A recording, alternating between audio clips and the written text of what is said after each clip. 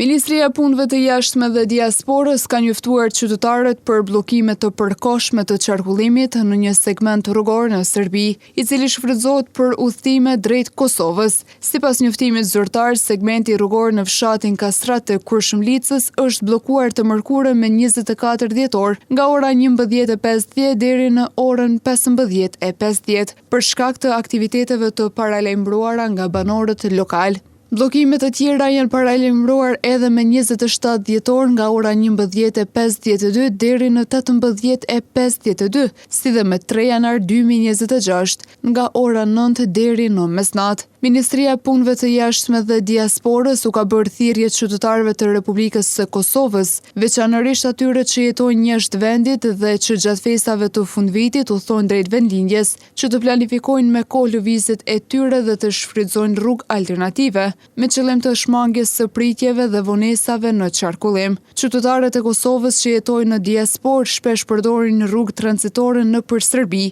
përmes pikave kufitare si Brnjaku, Jarinja dhe Ujbardh, Muqibaba dhe Mutivoda. Sipas të dhënave të fundit të Qendrës Kombëtare për Menaxhim Kufitar, pritjet për hyrje në Kosovë aktualisht janë të shkurtra dhe zgjasin vetëm disa minuta, ndërsa në pikën kufitare Jarinje pritja arrin deri në 10 minuta.